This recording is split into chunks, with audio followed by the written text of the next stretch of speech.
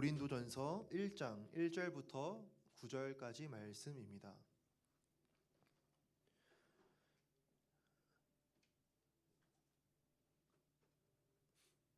신약성경 고린도전서 1장 1절부터 9절까지 말씀입니다. 한 말씀씩 교독으로 읽겠습니다. 하나님의 뜻을 따라 그리스도 예수의 사도로 부르심을 받은 바울과 형제 소스데네는 고린도에 있는 하나님의 교회 곧 그리스도 예수 안에서 거룩하여지고 성도라 부르심을 받은 자들과 또 각처에서 우리의 주 곧 그들과 우리의 주 되신 예수 그리스도의 이름을 부르는 모든 자들에게 하나님 우리 아버지와 주 예수 그리스도로부터 은혜와 평강이 있기를 원하노라. 그리스도 예수 안에서 너희에게 주신 하나님의 은혜로 말미암아 내가 너희를 위하여 항상 하나님께 감사하노니 이는 너희가 그 안에서 모든 일 곧 모든 언변과 모든 지식의 풍족함으로 그리스도의 증거가 너희 중에 견고하게 되어 너희가 모든 은사에 부족함이 없이 우리 주 예수 그리스도의 나타나심을 기다림이라. 주께서 너희를 우리 주 예수 그리스도의 날에 책망할 것이 없는 자로 끝까지 견고하게 하시리라. 함께 읽겠습니다. 너희를 불러 그의 아들 예수 그리스도 우리 주와 더불어 교제하게 하시는 하나님은 미쁘시도다. 아멘. 네, 말씀을 나누기 전에 우리 영상 하나 보고 시작하겠습니다.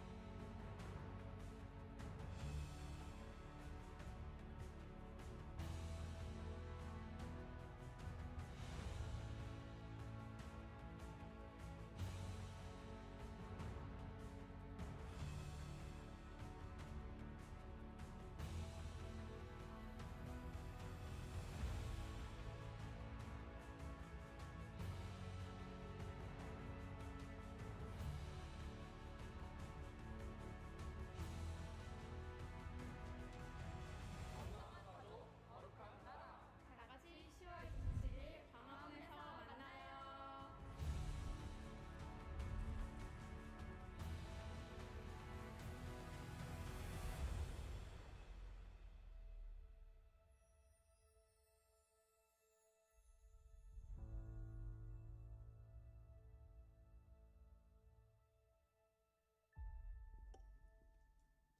네, 지난주에 말씀드린 대로 다음 주 주일 예배는 우리 청년부 예배를 우리 광화문 연합 예배로 함께 드리게 됩니다. 우리 영상에서 보셨던 것과 같이 정말 이 전 세계가 전 세계적으로 이런 성혁명이 일어나고 있고 성경의 진리가 무너지는 시대를 살고 있습니다. 대한민국도 그것이 정말 무너지기 직전의 상황에 왔는데 우리가 차별금지법이 제정되기 전에 한국교회가 한번 모여서 같이 한마음으로 기도하고 이렇게 많은 기독교인들이 이것을 반대하고 많은 백성들이 걱정하고 있다라는 것을 조금 더 보여주기 위한 이런 집회입니다. 그래서 우리가 한마음 한뜻으로 다음 주 이런 예배에 참여하니까 같이 해주시기를 부탁을 드립니다. 네, 오늘 말씀을 나누도록 하겠습니다. 네, 오늘 말씀을 보면은 이제 고린도 전서에 대해서 제가 기회가 되면은 계속 끊지 않고 순서대로 말씀을 나눠보려고 합니다. 그래서 우리가 고린도 전서를 통하여서 정말 우리에게 말씀하시는 하나님의 뜻과 그런 말씀을 잘 아는 그런 시간이 되었으면 좋겠습니다. 먼저 우리 고린도의 지도를 한번 보고 설명을 하면 좋겠는데요. 우리 지난주에도 고린도 후서 말씀을 나누면서 고린도의 위치적 그런 거에 대해서 말씀을 드렸습니다. 고린도는 보다시피 이제 좌측으로 가면 이오니아 해가 있고 오른쪽으로 하면 에게해라는 그런 바다가 있습니다. 그 지역에 딱 길목에 있는 항구 도시였어요. 그래서 두 개의 항구를 가지고 있어서 많은 무역이 일어났고 많은 사람들이 부유한 사람들이 많이 있었습니다. 자, 그래서 그런 상업이 발달함과 동시에 정말 쾌락도 많이 발달한 그런 도시였다라고 역사학자들은 기록하고 있어요. 자, 그래서 여기에는 거대한 원형 극장이 있었고 각종 연극들이 많이 공연이 되었다고 합니다. 또 아프로디테 신전과 포세이돈, 이시스 신전 등 다양한 신전 사원들이 있었다고 해요. 특별히 여기서 아프로디테를 조금 섬겼는데 고린도는 이 아프로디테는 그 고리스 로마 신화에 보면은 미의 여신이라고 불리웁니다. 자, 그래서 이 종교 의식이 굉장히 좀 음란했습니다. 신전에 여사제들이 1000여 명의 여사제들이 있었는데 이들의 종교 의식은 그런 성행위였기 때문에 많은 사람들이 이 신전에 가서 그런 성행위를 하고 아주 그런 고린도 지역 자체가 얼마나 정말 음란하고 아주 정말 부도덕한 잘 살지만 물질적으로는 풍요하고 너무나 이제 잘 부요롭지만 이제 그런 이제 죄악이 많은 그런 도시였다라고 기록을 하고 있어요. 자, 그래서 당시에 고린도의 타락이 너무나 심했던지 고린도인이 되다라는 헬라어 동사가 코린티아조마라는 단어가 있는데 이 단어가 성적으로 부도덕하게 되다라는 의미를 가지고 있을 정도로 이 고린도가 아주 그런 상징성이 강한 아주 음란한 그런 도시였다라는 것을 알 수 있죠. 고린도는 바울이 제2차 선교 여행 중에 이제 1년 6개월 가량을 머물면서 그곳에 교회를 세우고 회당에서 말씀을 전하고 사역을 했던 그런 도시입니다. 그에 관해서 이제 사도행전 18장에 자세하게 기록이 되어 있고 당시 고린도 교회의 성도들은 아주 다양한 성도들이 있었다고 해요. 부자 상인들도 있었고 평범한 노동자들도 있었고 매춘부로 활동했다가 회개한 사람들도 있었고 중산층 가족들도 있었고 또는 노예계층으로 살아가던 계층도 있었다라고 합니다. 자, 그러니까 한 교회 안에 정말 우리 말로 하면은 금수저부터 시작해서 흙수저, 뭐 잘 나가는 사람부터 시작해서 아주 정말 세상에서 그런 일을 하다 온 그런 사람도 있는 아주 다양한 출신 성분과 아주 다양한 계층이 섞여서 함께 신앙생활을 했던 교회가 고린도 교회였다라는 것이죠. 자, 그래서 고린도 전후서를 보면은 고린도 교회는 왜 이렇게 문제가 많은지 계속 그 문제에 대해서 이건 어떻게 해라, 이건 어떻게 해라, 그 문제에 대해서 해결해주는 그 내용이 계속 이어진 게 고린도 전후서라고 할 수 있어요. 자, 그래서 교회 안에서 분쟁하고 싸우는 분파하는 문제에 대해서 또 성적인 윤리가 무너진 걸 어떻게 처리할 것이냐, 그런 거에 대해서 결혼과 이혼에 대해서 어떻게 할 것이냐, 여성이 사역하는 것이 과연 옳으냐라는 그런 문제, 성령의 은사에 대해서 또 부활에 대해 여러 가지 말하고 있는 또 연보에 대해 말하고 있고 바울의 사도권을 공격하는 것에 대해 말하고 있고 정말 다양한 문제가 일어나고 있다라는 걸 알 수 있죠. 오늘날 우리가 왜 고린도 전후서를 조금 주목할 필요가 있냐면 이 고린도 교회가 가지고 있던 지역적 특성과 교회적 특성이 정말 현대 교회를 살아가는 우리에게도 비슷한 문제들이 많이 있다라는 것을 사실 느낄 수가 있어요. 뭐 정확하게 다 1대1 매치가 되지는 않겠지만 아까 말했던 음란한 도시의 부유한 도시였다라는 것만 하더라도 사실 우리가 살아가는 이 시대가 정말 어떻습니까? 우리나라가 정말 서울만 보더라도 정말 잘 살고 우리나라 굉장히 잘 사는 편에 속하잖아요. 그렇죠? 세계 10대 안에 잘 사는 편에 속하기도 하고 정말 많은 교회가 있고 많은 사람들이 크리스천이고 많은 사람들이 교회를 다니지만 사실상 정말 이런 그것에 비해 정말 음란한 문화도 많이 발달해 있고 정말 우리가 살아가는 시대가 많이 이 고린도의 상황과 비슷하다라는 것을 볼 수가 있어요. 자, 그래서 성경에서 바울이 하나님의 영광을 받아서 고린도 교회의 문제를 어떻게 해결했는지 그걸 우리가 조금씩 살펴보면서 그 원리들을 우리가 잘 배우고 원리에 따라 우리가 신앙생활을 우리의 기준을 잘 정립하는 그런 유익한 시간이 될 것이라 생각을 합니다. 자, 그래서 말씀을 한 구절씩 보면서 설명을 이어가도록 하겠습니다. 먼저 1절 말씀입니다. 하나님의 뜻을 따라 그리스도 예수의 사도로 부르심을 받은 바울과 형제 소스데네는 먼저 이렇게 편지를 시작하면서 바울은 자기 자신을 소개할 때 하나님의 뜻을 따라 그리스도 예수의 사도로 부르심을 받았다라고 소개하고 있습니다. 우리가 잘 알듯이 원래 바울은 예수 믿는 자를 극심하게 싫어해서 얼마나 싫어했냐면 정말 지금 이 도시에서 예수 믿는 사람들이 먼 도시로 도망가니까 야 멀리까지 이사간 먼 나라까지 간 그 크리스천들을 내가 데리고 와서 감옥에 넣어야겠다. 그 정도로 이 크리스천에 대한 혐오가 있었던 그런 잘못된 열심이 있었던 사울이었습니다. 바울이었습니다. 자, 그런데 그가 다메섹 도상에서 빛을 만나고 빛 대신 예수님을 만나고 예수님의 음성을 듣고 3일 동안 눈이 멀게 되죠. 3일 동안 아무것도 안 하고 기도하면서 하나님을 뜨겁게 만나게 됩니다. 자, 그 후에 아나니아라는 사람이 와서 안수 기도해주고 그때 완전히 눈의 비늘이 벗겨지면서 아, 이 예수가 구약 성경에서 말한 메시아구나.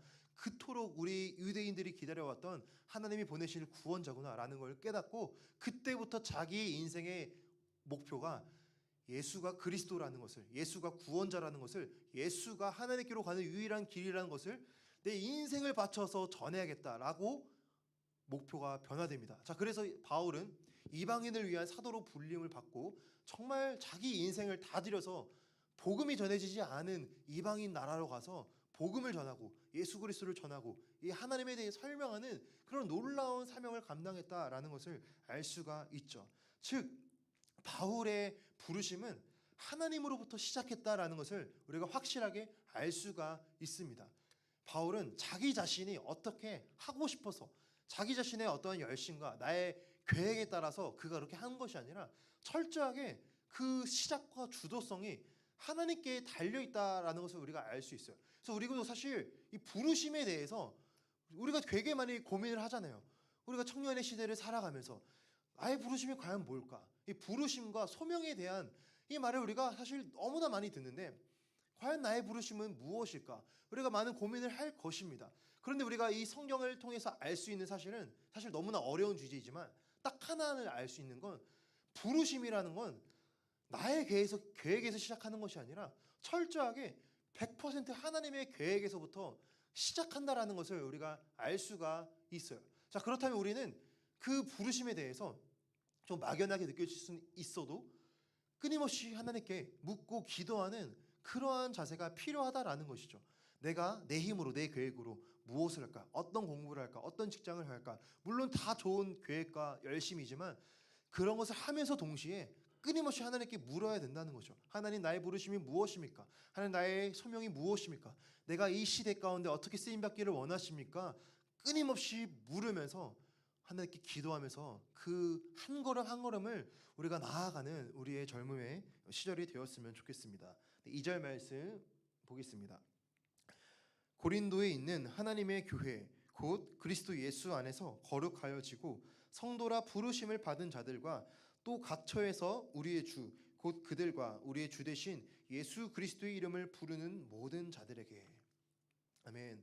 2절을 보면은 조금만 더 띄워주시면 좋겠어요. 자, 그리스도 예수 안에서 거룩하여지고 성도라 부르심을 받은 자들이라고 표현을 하고 있어요. 자, 그러니까 성도의 정체성에 대해서 아주 잘 설명하고 있는데 예수님 안에서 거룩하여지고 성도라 부르심을 받았다라는 것이죠. 즉 하나님은 성도로 우리를 부르실 때 거룩한 존재로 부르셨는데 우리가 세상과 똑같이 세상에 있는 것이 아니라 세상과 구별되어서 거룩한 하나님의 자녀로서 살아가는 그 존재로 우리를 부르셨다라는 것입니다. 하나님은 거룩한 분이시죠. 너무나 잘 알듯이 거룩한 분이시기에 우리가 하나님의 임재를 경험하려면 하나님의 은혜와 사랑을 더 충만하게 누리려면 우리 안에 있는 죄를 버려야 돼요. 우리 안에 있는 죄를 회개하고 털어내는 그만큼 하나님의 은혜와 하나님의 그 사랑을 우리 심령 가운데 더 충만하게 누릴 수 있어요. 자, 그래서 하나님은 끊임없이 우리를 거룩함으로 부르십니다. 좀 애매할 수 있는데 하나님의 부르심은 거룩함으로의 부르심이다.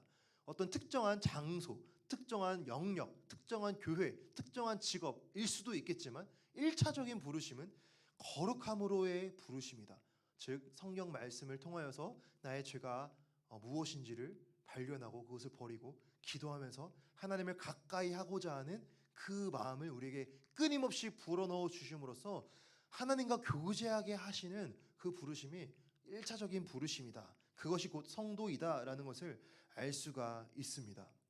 네, 우리가 예전에 교회 특강 말씀했을 때도 교회의 단어가 에클레시아라고 했고 그 단어가 히브리어 카알에서 왔는데 하나님 나라의 백성이다라고 말씀을 드렸습니다. 자, 그리고 에클레시아는 또 부르심을 받은 사람들의 무리라는 의미도 있어요.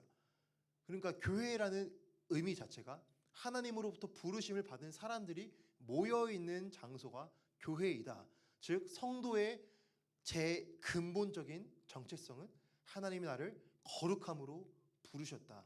이것이 우리의 가장 중요한 정체성이다라는 것이죠. 자, 계속해서 성도의 의미에 대해서 조금 더 살펴보면 여기서 성도라는 원어는 헬라어 하기오스라는 단어로 기록이 되어 있습니다. 하기오스라는 단어는 신성한, 순결한, 거룩한 성도라는 그런 뜻을 가지고 있어요.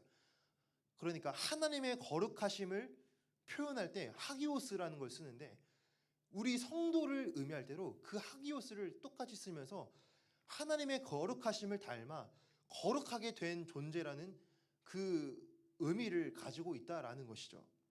네.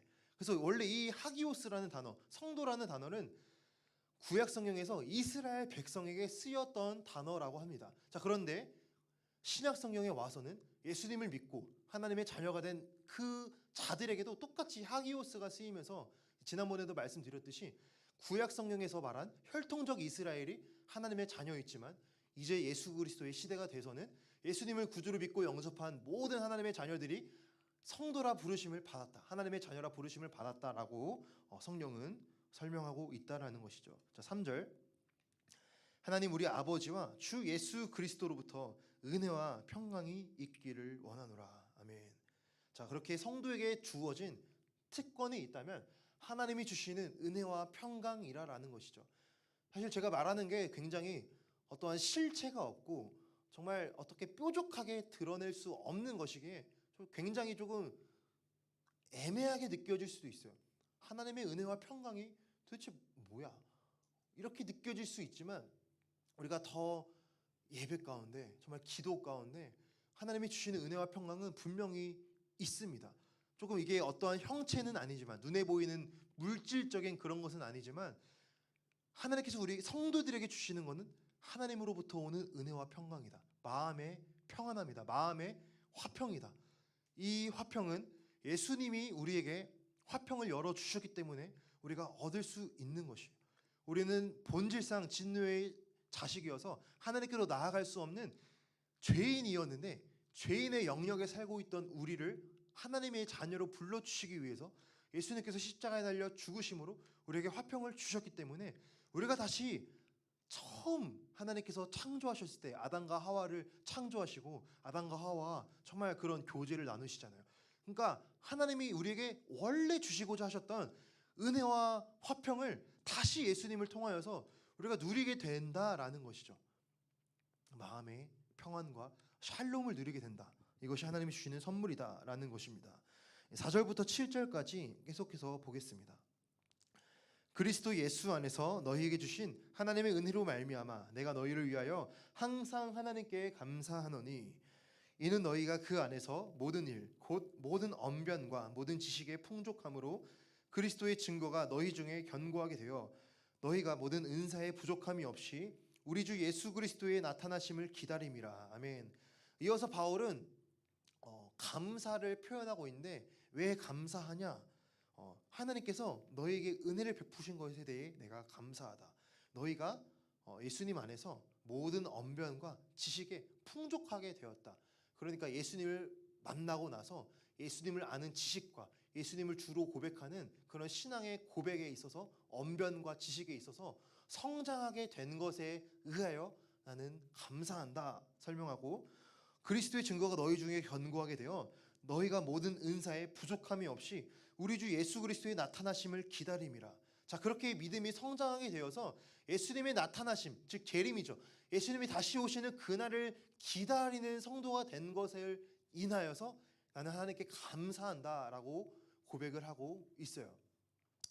네, 사도 바울의 기쁨, 사도 바울에게 이런 마음을 주신 것이 곧 하나님의 마음이라고 할 수 있죠. 하나님의 마음은 우리가 더욱더 믿음이 깊어지고 하나님 안에서 그리스도 예수를 아는 지식이 자라나는 것을, 성장하는 것을 하나님은 기뻐하신다라는 것을 알 수가 있죠. 그래서 우리가 더욱더 우리 신앙생활 가운데 예배와 기도와 말씀 읽기와 또 성경 공부를 통하여서 하나님을 아는 지식을 우리가 더욱더 사모했으면 좋겠습니다. 우리가 지금은 어떤 교육 훈련이 일정이 없지만 여러 가지 생각하고 있는 일정은 있거든요. 좀 준비되면 하려고 하는데 그런 청년부 안에서 그런 양육이나 교육이나 그런 신앙의 훈련이 있을 때 적극적으로 우리가 참여를 했으면 좋겠어요. 우리가 주일날 예배드리는 거 물론 중요하고 너무나 좋지만 더 적극적으로 참여하면서 하나님을 알기를 더 사모하고 하나님의 사랑을 더 기대하는 마음으로 나아갈 때 그 모습을 하나님께서 기뻐하신다. 성령을 통해서 알 수 있습니다. 네, 8절 보겠습니다. 주께서 너희를 우리 주 예수 그리스도의 날에 책망할 것이 없는 자로 끝까지 견고하게 하시리라. 어떻게 보면 8절이 하이라이트라고 할 수 있어요. 이 고린도 교회 성도들에 대한 어떤 문안 인사와 칭찬에 대해 말하고 감사거리를 말하고 하나님께서 너희를 예수 그리스도의 날에, 즉 주님이 다시 오시는 날이죠. 주님이 심판주로 다시 오시는 그날에 책망할 것이 없는 자로 끝까지 견고하게 하신다라고 성경은 말을 하고 있어요. 즉 우리의 구원의 여정에 있어서 우리가 마라톤이라고 해봅시다. 마라톤. 출발 지점이 있고 중간 코스가 있고 끝 지점이 있죠. 우리가 이 구원의 하나님 나라에 가는 그 여정을 마라톤 코스라고 한번 상상을 해보면서 우리가 시작을 하고 중간을 가고 우리가 끝까지 갈 수 있게 뛰게 해주는 그 힘을 주시고 그 마음을 주시고 꺾이지 않는 은혜를 부어주시는 주체가 내가 아니라 하나님이라는 거죠. 하나님. 어떻게 보면 우리는 내가 조금 더 열심을 가져야지, 내가 조금 더 의지를 가져야지, 물론 그것도 맞지만 근본적으로 그 마음 자체를 주시는 것도 하나님이고, 내가 회개해야겠다, 내가 예배를 드려야겠다, 내가 기도해야겠다, 내가 좀 성경 좀 읽어야겠다 라는 마음을 주시는 그 근본 자체가 하나님으로부터 출발한다라고 성경은 기록하고 있어요. 즉 우리의 구원을 붙드시고 이끌어 가시는 주체는 내가 아니라 하나님이다. 사실 이 문구가 굉장히 우리가 신앙생활하면서 좀 오해하기 쉬운 부분이기도 합니다. 내가 조금 더 열심을 가져야 되고, 내가 좀 침체되어 있으면 나는 구원받지 못하는 사람인가?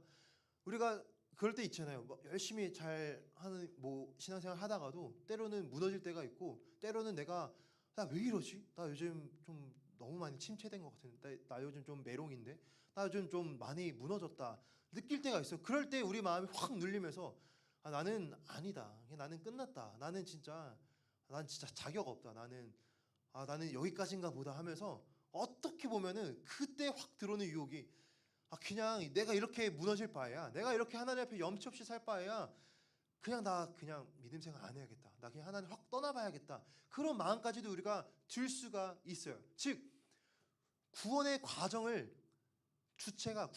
이루어가는 주체가 자기 자신이라 생각하니까 내가 좀 무너지고 내가 좀 연약하면 그것에 대해서 확 낙심하고 포기하게 되는 그러한 오류에 우리가 빠질 수가 있다라는 것이죠. 그리고 또 우리가 이런 질문을 할 수도 있어요. 한 번 구원받은 성도가 그 구원이 끝까지 유지되는가? 여러분 이런 고민 해보신 적 있으신가요?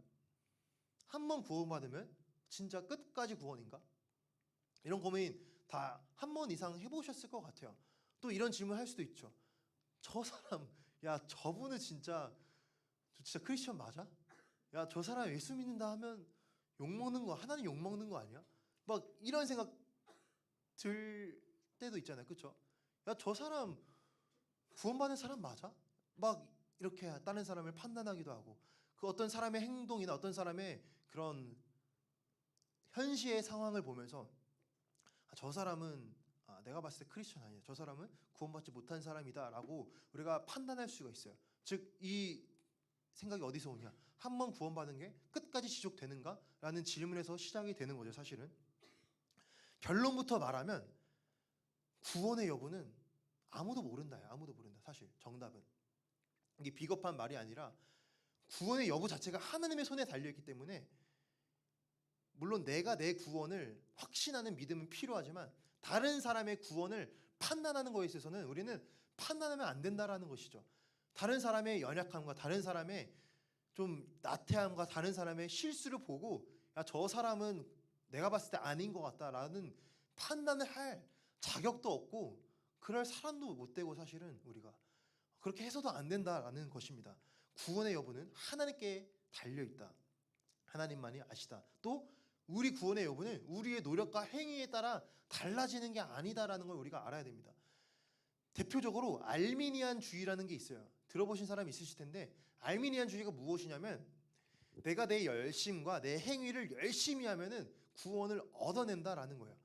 그런데 내가 만약에 하나님 앞에 무너지고 좀 신앙생활 개떡같이 하고 정말 막 그냥 죄 가운데 살아가면은 그 사람은 구원을 잃어버린다라는 거예요. 이게 알미니안주의입니다. 근데 사실 많은 사람들이 이렇게 생각할 수 있어요. 아, 내가 좀 무너지면 내 구원 취소될 수 있어. 그래서 나는 무너지면 안 돼. 하나님께서 나를 버려버릴 수 있기 때문에 내가 무너지면 안 돼.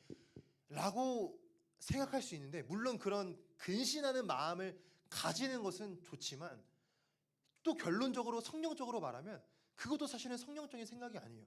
내가 실수하면 하나님은 나를 버려버릴 거야.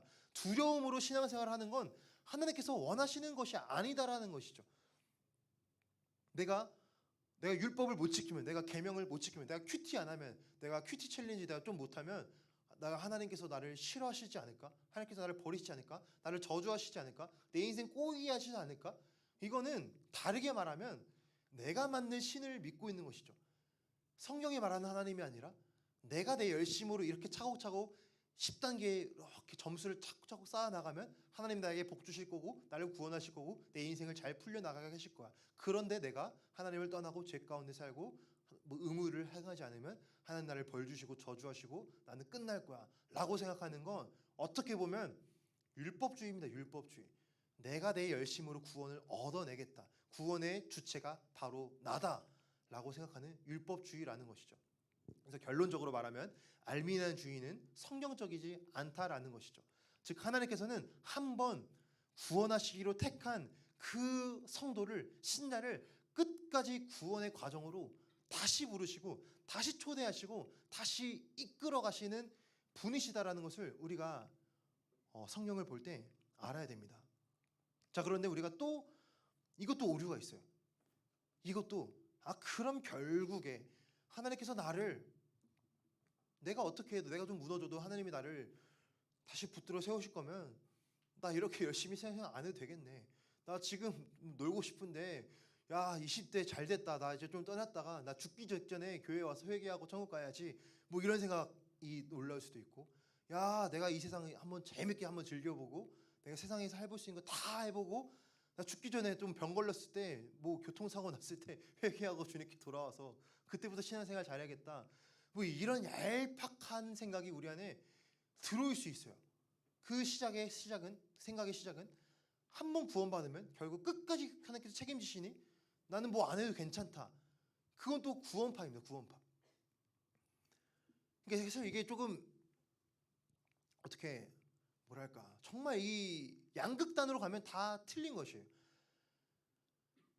다 이해하시죠? 제가 어떤 말을 하는지 다 이해하시리라 믿습니다. 즉 정말 우리가 진짜 예수 믿고 구원받은 사람이라면 하나님께서 우리에게 주시는 신앙의 양심이 있기 때문에 절대 그렇게 살아갈 수가 없다라는 것이에요. 그래서 우리 장로교회에 속한 칼빈주의, 장로교는 칼빈주의를 따르거든요. 장로교회에 속한 칼빈주의는 어떻게 말하냐면 방금 제가 말했던 것과 같이 내가 구원받았으니까 이제 인생 한번 즐겨보자. 죄를 진탕 짓고 살아보자 라고 말하는 사람은 구원받은 게 아니다 라고 말해요. 그냥 그 진짜 구원받은 사람은 그런 생각과 그런 행동을 할 수가 없다.